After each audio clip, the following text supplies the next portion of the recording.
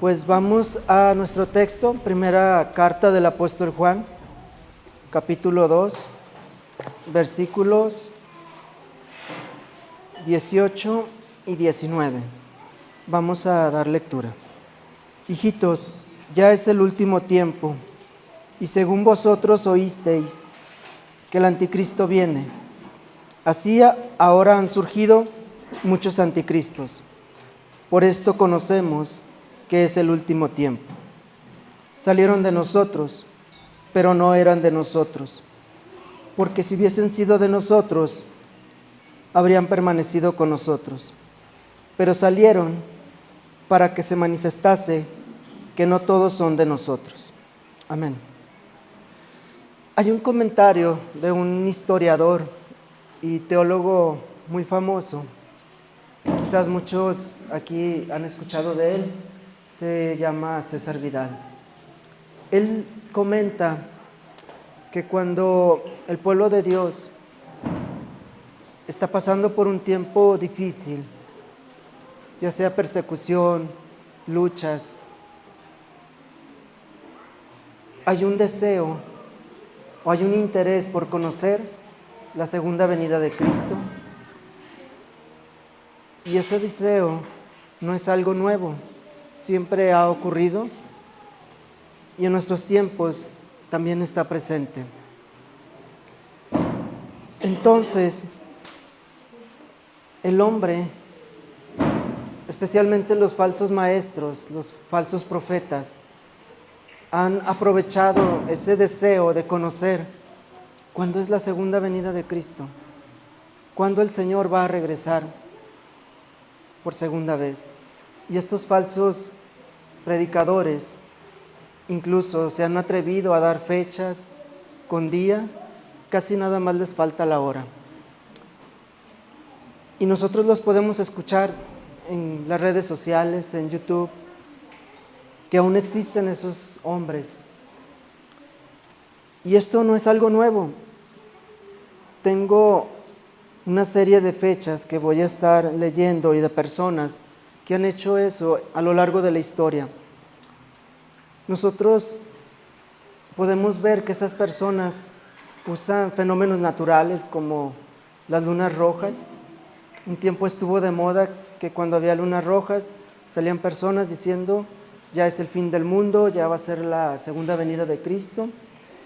O también usan acontecimientos sociales o políticos, como cuando el Estado de Israel se formó en 1948, o más recientemente el conflicto de Israel con los palestinos en Gaza. Salen personas y empiezan a decir, es que ya es la segunda venida de Cristo, ya va a venir el fin del mundo. Y esto no es algo nuevo.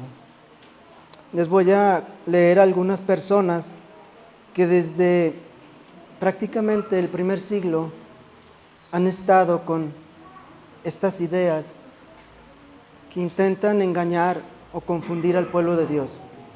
Por ejemplo, Martín de Tours, para los católicos es conocido como Martín Caballero.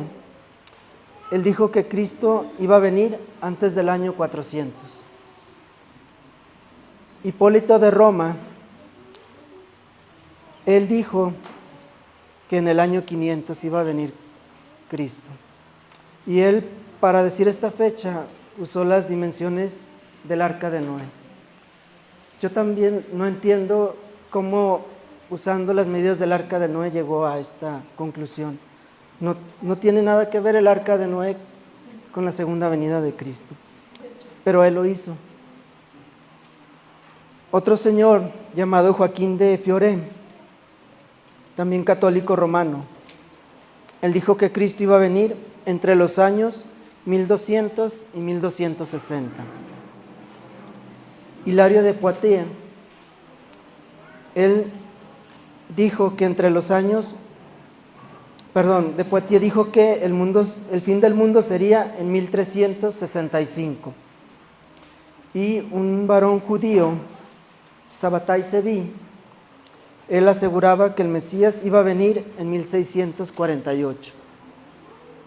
y después también se atrevió a decir que él era el Mesías. Otro varón llamado Nicolás de Cusa, él dijo que Cristo iba a venir de 1700 a 1734. Después, ya más reciente, William Miller, que es conocido como el fundador de los adventistas, él dio varias fechas de la segunda venida de Cristo. Primero dijo que vendría el 28 de abril de 1843. Luego no, que era para el 21 de marzo de 1844.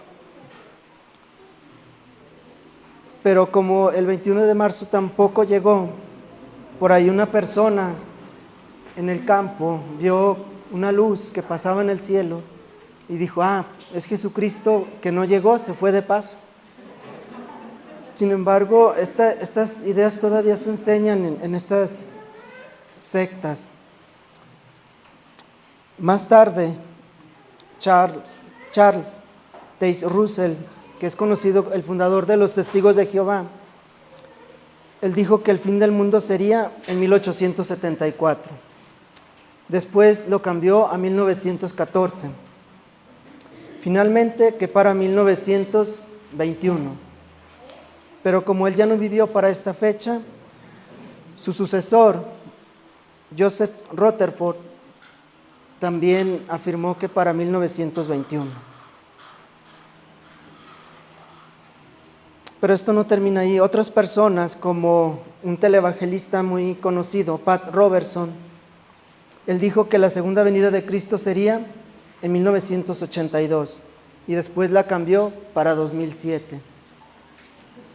Finalmente, digo finalmente para cortar hasta aquí la lista porque me podría llevar toda la tarde de las personas que han intentado dar fechas o años en la que va a ser la segunda venida del Señor o el fin del mundo. Un señor llamado Harold Camping dijo que la segunda venida de Cristo sería el 6 de septiembre de 1994. Luego la pasó para el 29 de septiembre del mismo año. Después para el 20 de octubre de 1995. Y finalmente la dejó en 2011. Podemos ver que obviamente ya estamos en el 2025, ninguna fecha se cumplió, ¿verdad? Entonces, si nosotros queremos saber cuándo no va a venir el Señor, veamos a estas personas y la fecha que dan y podemos asegurar, ese día no va a venir o en ese año. A mí me llama la atención cómo estas personas están enfocadas y estudian y pasan horas y años de su vida intentando dar una fecha de la segunda venida de nuestro Señor. Y hay cientos, hay miles de personas que les creen y los siguen. Pero es triste cómo muchas veces no solo estas personas, sino también creyentes pasan por alto los mandatos de nuestro Señor respecto a cómo estar preparados para cuando Él venga. Si vamos a Hechos 1, podemos ver claramente lo que el Señor les manda respecto a este tema. Vamos a Hechos capítulo 1, versículos 6 al 8. Entonces los que se habían reunido le preguntaron diciendo, Señor, ¿restaurarás el reino de Israel en este tiempo?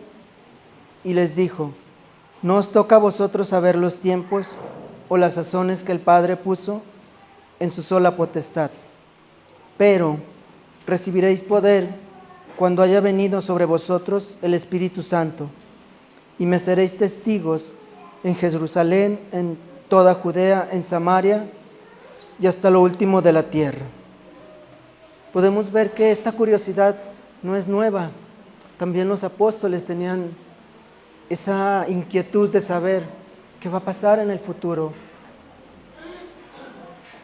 Sin embargo, el Señor les dice, a ustedes no les importa eso. en palabras más sencillas, ustedes deben dar testimonio de mí. Ustedes deben llevar el Evangelio. Esa es la indicación que nosotros también tenemos. Si recordamos también en Mateo 28, el mandato del Señor es ir a ser discípulos y predicar el Evangelio. El mandato del Señor no es ver qué va a pasar con la segunda venida del Señor, no es estar estudiando horas y horas para ver cómo va a acabar el mundo y dejando de lado lo más importante y la orden que Él nos ha dado. Con esta introducción quiero compartirles que este sermón lo he titulado Los anticristos del siglo XXI. Es muy común desde que el hombre existe, después de la caída, que desea conocer qué es lo que va a pasar en el futuro, qué va a ocurrir mañana. Siempre queremos saber qué es lo que va a pasar. Y es un deseo que hasta cierto punto no es malo. Y queremos hacerlo, queremos saber qué va a pasar mañana para tomar medidas y protegernos o cuidar a aquellas personas que amamos. Ese es el deseo de conocer el futuro. Tomar medidas como una protección o una defensa. Pero para los hijos de Dios debemos invertir nuestro tiempo, nuestra vida y preocuparnos en saber qué va a pasar mañana. ¿O debemos enfocarnos en las cosas que Dios nos ha dicho que sí debemos preocuparnos? Por ejemplo, el Señor nos ha mandado que guardemos su palabra. En Juan 14:15, Él nos ha mandado que velemos y oremos. En Mateo 25:12 al 13, también el Señor nos ha mandado que nos amemos los unos a los otros. En Juan 15:34, sus mandatos no son conocer los sazones que Él tiene para el futuro. Su orden es guardar su palabra, orar, amarnos, mostrar ese amor a nuestros hermanos, al mundo. La verdad es que nos resulta más fácil invertir tiempo en estudiar, en leer, porque eso a los ojos de las personas nos hace ver muchas veces más espirituales, nos hace ver como intelectuales, nos hace ver más mejores que otros. Y seguramente Juan pensaba también en los gnósticos que tenían estos pensamientos donde el conocimiento te hace más espiritual.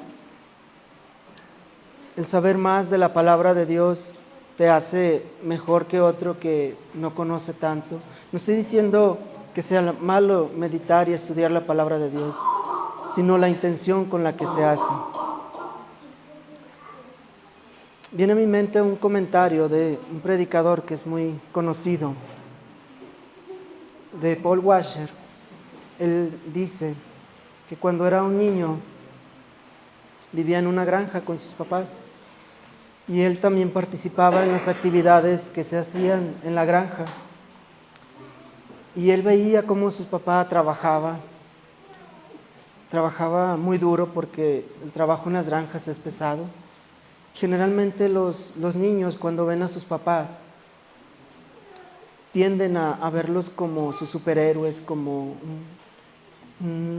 una persona que hay que seguir, que hay que imitar. Y Paul Washer tenía ese deseo de ser como su papá. Y él dice que él intentaba caminar como su papá. Entonces dice que pues él se veía muy curioso intentando caminar como su papá. Y así para nosotros, nuestro caminar muestra que queremos ser como nuestro Padre Dios, que queremos ser como Cristo. Cuando las personas nos ven, dicen, Él quiere ser como su Papá Dios. Él quiere ser como Cristo. Si nosotros queremos impactar la vida de las personas que nos rodean, no lo vamos a lograr solamente con palabras bonitas o con conocimiento, sino con una vida de piedad, de santidad, de oración. Eso es lo que realmente va a impactar la vida de las personas que nos rodean. No a través de mostrar que conocemos mucho, que podemos incluso dar hasta una fecha de cuándo va a venir el Señor.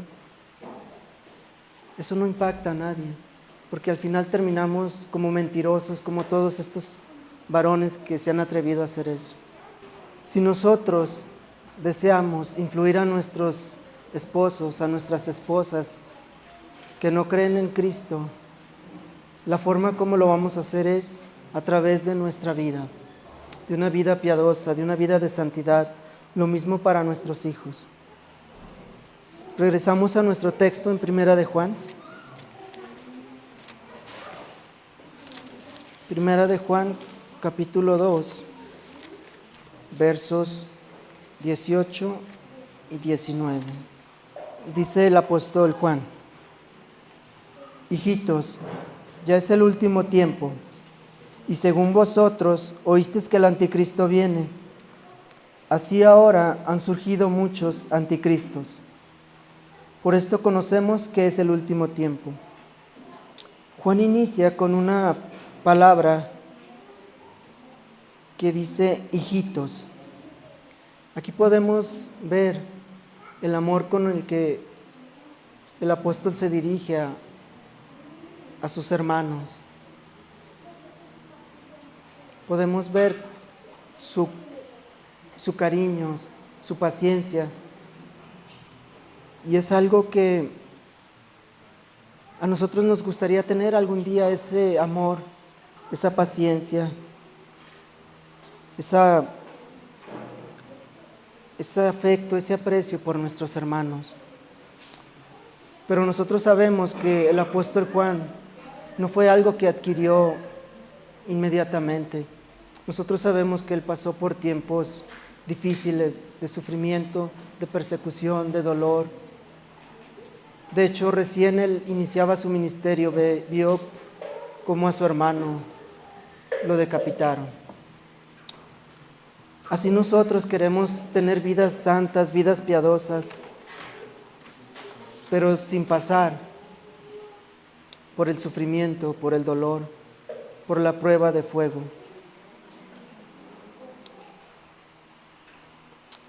Seguimos en el texto. Juan dice: ya es el último tiempo. Aquí surge una pregunta: ¿cuándo es el último tiempo? ¿A qué se refiere la palabra de Dios cuando nos habla del último tiempo? Pues bien, el último tiempo se refiere desde la primera venida de nuestro Señor hasta su segunda venida.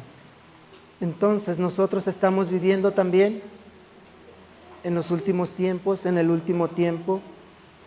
También la palabra se refiere a este tiempo como los postreros días, como el apóstol Pedro en su primera carta 1:20, o en Hechos 2:17, o en Hebreos 1:2, hablan de los postreros días o los postreros tiempos. En este texto, Juan está hablando de ese tiempo que también comprende la segunda venida de nuestro Señor, aunque aquí no lo menciona, pero sí abarca ese tiempo. Si seguimos en nuestro texto, Juan continúa y dice: y según vosotros oísteis que el anticristo viene, así ahora han surgido muchos anticristos. Y a esta parte yo le he titulado Identificando a los anticristos.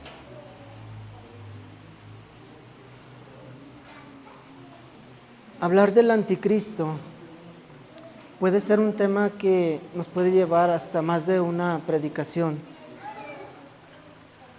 Pero no quiero entrar a algo que el texto no esté mencionando. No voy a decir si el anticristo es el hombre de pecado o si es el hijo de perdición, como lo menciona Pablo en 2 de Tesalonicenses 2:3, o si se refiere a la bestia en el capítulo 13 de Apocalipsis, o si es el mismo del que habla Daniel en el capítulo 8. Yo no voy a entrar en eso porque mi intención es enfocarnos en lo que el texto dice en esta carta. Y para empezar me gustaría aclarar que la palabra anticristo solo la usa Juan, y es en estas cartas, en estas dos cartas. En esta primera y en su segunda carta él usa esta palabra nada más. En ninguna otra parte de la Biblia se usa esta palabra. Y la primera vez que lo menciona, pues lo vemos en el versículo 18, donde dice: y según vosotros oísteis que el anticristo viene. Y más adelante, en el versículo 22, en la segunda parte dice: este es anticristo, el que niega al Padre y al Hijo. Y posteriormente, en esta misma carta, en el capítulo 4, verso 3, dice: y todo espíritu que no confiesa que Jesucristo ha venido en carne, no es de Dios, y este es el espíritu del anticristo. Finalmente, en su segunda carta, en el verso 7, también menciona al anticristo. Porque muchos engañadores han salido por el mundo, que no confiesan que Jesucristo ha venido en carne. Quien esto hace es el engañador y el anticristo. Son las únicas 3 veces que se menciona esta palabra del anticristo. Para aclarar respecto a este concepto de anticristo, generalmente solemos pensar que anticristo, la palabra anti, se refiere a lo opuesto, lo contrario a. Pero en el griego esta palabra hace más referencia a la idea de en lugar de. Por ejemplo, hay quienes afirman que Cristo fue creado. Más adelante vamos a ver quiénes afirman esto. Entonces, estas personas nos están mostrando a un Cristo que no es Cristo. Por eso nos están mostrando a un Cristo en lugar de al verdadero Cristo. Entonces la palabra anticristo se refiere que nos presentan, que nos muestran a un Cristo que no es el verdadero Cristo. También en estas 3 partes donde el apóstol Juan habla del anticristo, podemos ver que se refiere a una persona. Cuando inicia en el versículo 18 dice el anticristo. Más adelante en el mismo versículo dice los anticristos, que es un grupo de personas. Pero también, como vimos en el capítulo 4, verso 3 de su primera carta, habla de un espíritu del anticristo. Entonces, nosotros tenemos que tener claro que hay el anticristo, los anticristos y el espíritu de anticristo. Quiero aclarar la parte del espíritu del anticristo. No es que ande un espíritu por ahí, se meta en alguien y esa persona ya se volvió anticristo. No. Generalmente, cuando se usa la palabra espíritu, no se refiere a un espíritu que ande rondando por ahí. Nosotros podemos usarlo recientemente cuando inició el movimiento woke o la comunidad LGBT. Recuerdo que cuando inició este movimiento empezaron a salir montones de personas, hombres y mujeres, declarándose homosexuales.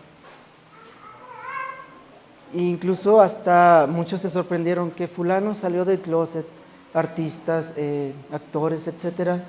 Muchos empezaron a declararse homosexuales. Podemos decir que hubo un espíritu de homosexualidad, haciendo referencia a una corriente de pensamientos o de filosofías, no tanto a que sea un espíritu literalmente.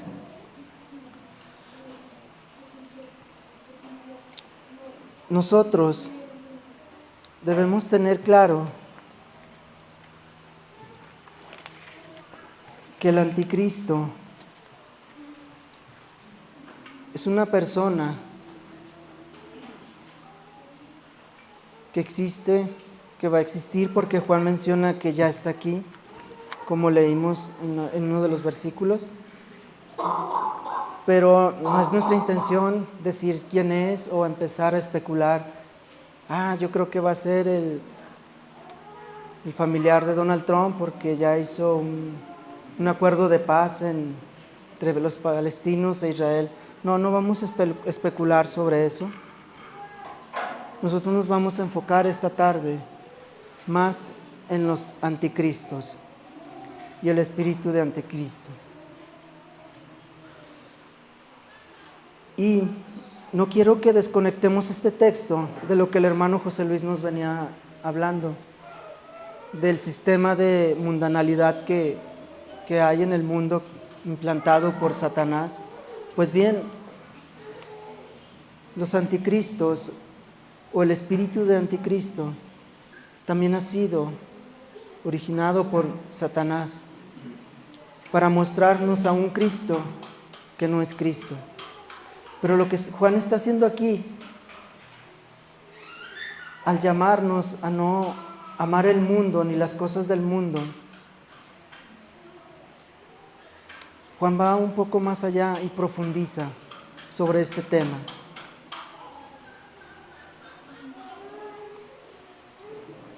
Los anticristos no son personas que surgieron del mundo o que están en el mundo. Si nosotros leemos el versículo 19 del capítulo 2 de esta carta, podemos ver que Juan se refiere a personas que salieron o que se formaron en las congregaciones, por así decirlo. Dice, salieron de nosotros, pero no eran de nosotros, porque si hubiesen sido de nosotros, habrían permanecido con nosotros. Pero salieron para que se manifestase que no todos son de nosotros. Él no está hablando de personas que están en el mundo, que no creen en Jesucristo o que rechazan el Evangelio. Esas personas no son anticristos. Ellos tienen definida su vida, sus pensamientos, que son personas que no han recibido la luz del Evangelio y ellos viven su vida en el mundo. No son personas que surgieron dentro de una congregación y se salieron. Porque varios de los hombres que mencionamos, muchos de ellos eran estudiosos de la palabra de Dios y decidieron formar sus propias sectas, sus propios grupos religiosos. Ellos estaban con nosotros, pero no eran de nosotros.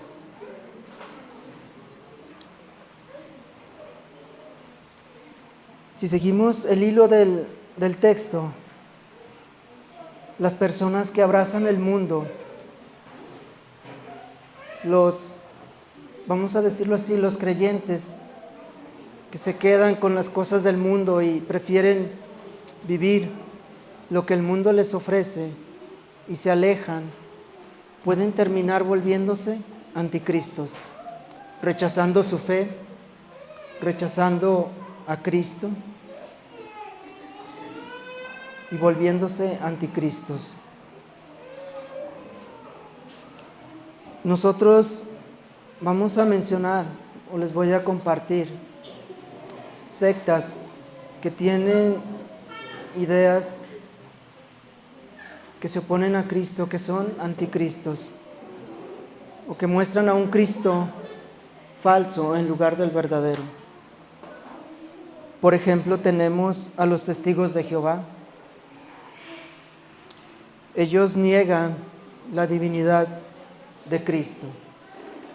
Ellos no creen que Jesucristo es Dios. Este es un pensamiento anticristo. Y no me refiero a que todos los testigos de Jehová o quienes van ahí sean anticristos. Me refiero a los líderes que, conociendo la verdad, han decidido mostrar a un Cristo que no es el verdadero. Ellos son los anticristos. Porque probablemente muchas personas que van con los testigos de Jehová terminen conociendo la verdad, conociendo el Evangelio y volviéndose a Cristo. Entonces ellos necesitan conocer el Evangelio. Otra secta, también anticristo, son los mormones. Ellos también niegan la divinidad de Cristo. E incluso también ponen a la par su libro del Mormón con la palabra de Dios. Ellos muestran a un Cristo que no es el verdadero Cristo. Por tanto, también son anticristos. Otro grupo mucho más grande son los católicos romanos. Aunque ellos no niegan la Trinidad, no niegan la divinidad de Cristo, pero sí ponen a María como corredentora, como Jesucristo. Con esto están negando que Jesucristo sea el único camino al Padre.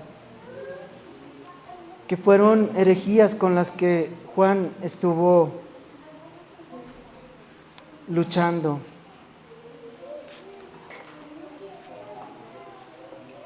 Y para finalizar, existen más grupos o sectas anticristos, pero yo quiero mencionar y destacar a los que ya conocemos muy bien, la mayoría de nosotros, que son los del Evangelio de la Prosperidad. Ellos también muestran un Cristo que no es el verdadero Cristo. Ellos muestran a un Cristo que quieren que seas feliz. Ellos muestran a un Cristo que desea que no sufras. Ellos muestran a un Cristo que quiere que seas una persona importante, influyente. Ellos muestran a un falso Cristo. Ellos muestran a un Cristo donde solo con una oración ya eres salvo. Ellos muestran a un Cristo que no demanda un nuevo nacimiento. La lista de estos grupos es larga. Entonces, quiero solo mencionar estos porque son los que podemos identificar más fácilmente y podemos ver que las redes sociales están llenos de ellos.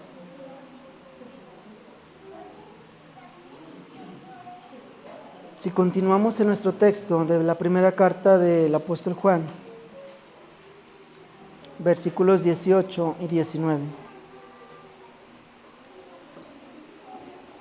Dice: hijitos, ya es el último tiempo y según vosotros oísteis que el anticristo viene, y así ahora han surgido muchos anticristos. Por esto conocemos que es el último tiempo.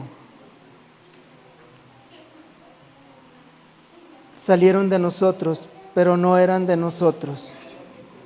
Porque si hubieran sido de nosotros, habrían permanecido con nosotros. Pero salieron para que se manifestase que no todos son de nosotros. Para el versículo 19, yo he titulado esta parte cuasi cristianos. Son esas personas que, como mencionamos, deciden irse al mundo y entregarse a los placeres del mundo y terminan rechazando su fe, negando a Cristo o creyendo en un Cristo diferente, volviéndose anticristos.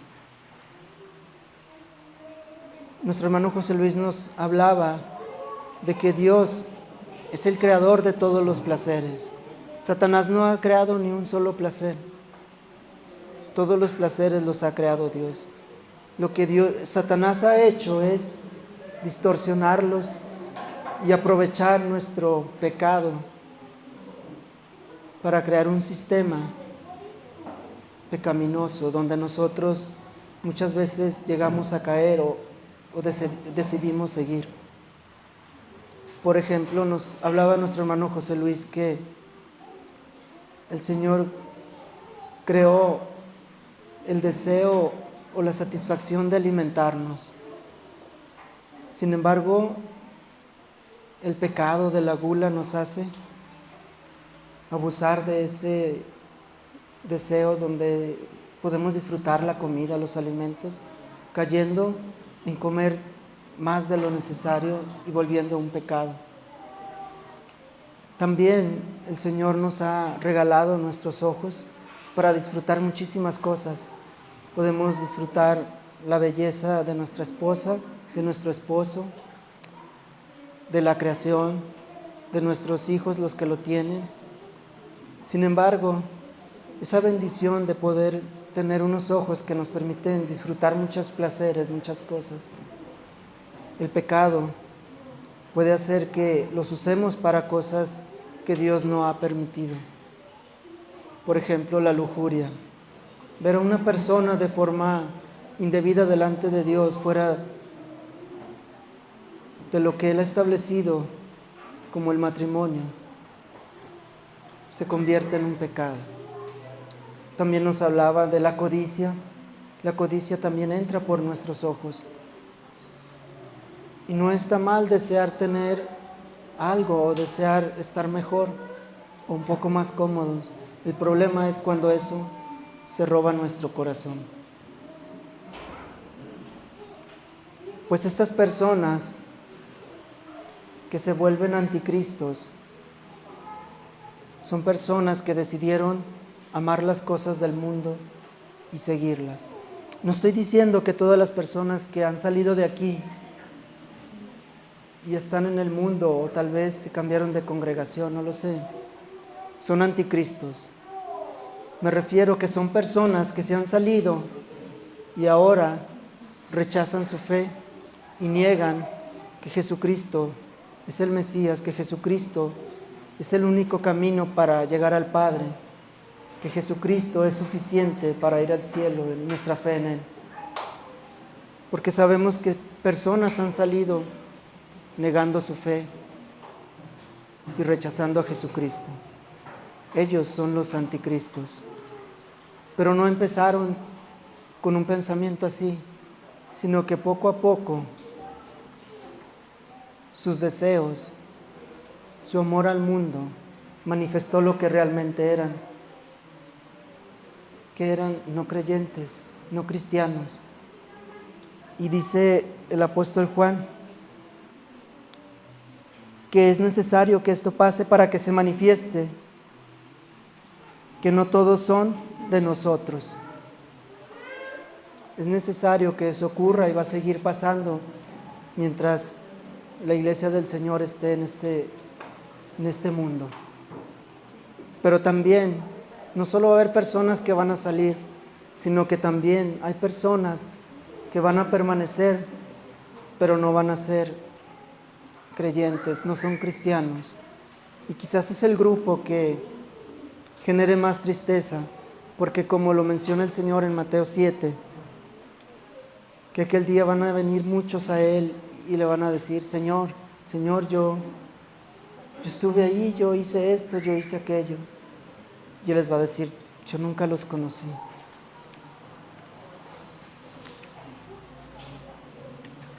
Nosotros debemos meditar en este texto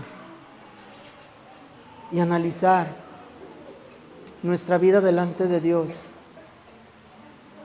Si estamos amando el mundo, si estamos abrazando a un Cristo que no es, nos estamos volviendo anticristos por amar más al mundo, por seguir filosofías que nos muestran a un Cristo que se parece más a nosotros que a Dios. Debemos revisar nuestro corazón y nuestros pensamientos delante del Señor. El día de hoy hemos visto ¿A qué se refiere Juan con los anticristos, con el espíritu de anticristo y con el anticristo? También hemos visto quiénes son los anticristos, que son personas que están dentro de las congregaciones y que llega un momento que salen porque realmente nunca fueron de nosotros. Y me gustaría aclarar aquí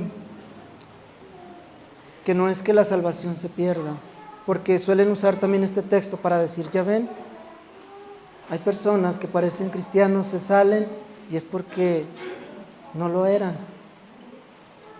Entonces perdieron la salvación. Pero dice el apóstol Juan, es que no lo eran, nunca lo fueron. Pudieron venir, sentarse aquí en una silla los miércoles, los sábados, los domingos y vivir una vida moralmente cristiana, si es correcto el término, pero nunca fueron de nosotros. Ellos nunca perdieron algo que no tuvieron. También nosotros debemos estar alertas, pero no significa que desconfiemos de todos los hermanos que tenemos a un lado. Nosotros debemos estar alertas como el Señor nos manda estar preparados en los últimos tiempos o en el último tiempo. Que Él nos manda estar preparados en la oración, practicando las buenas obras, amando a nuestros hermanos, amando al prójimo. Nosotros no podemos vivir pensando y preocupándonos por cuándo va a ser la segunda venida de Cristo y no atender lo más importante. Esto no significa que no debe estudiar escatología o abordar este tema. Claro que puede hacerlo, pero no puede descuidar lo más importante que Dios nos ha mandado, que es compartir su palabra y ser testimonios de Él. Siempre van a surgir personas que van a intentar distraer al pueblo de Dios, ya sea inventando fechas, generando confusión. De hecho, recientemente hay un fenómeno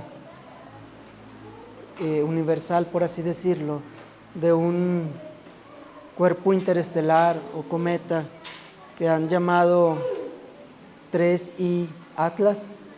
Incluso ya hay videos donde dicen, creo un astrofísico de Harvard, que tome sus vacaciones antes del 29 de octubre porque quizás después de esa fecha el mundo ya no va a ser como lo conocemos. Y hay personas que lo creen y empiezan a vivir una vida disipada de placer. Finalmente el mundo pues, se va a acabar.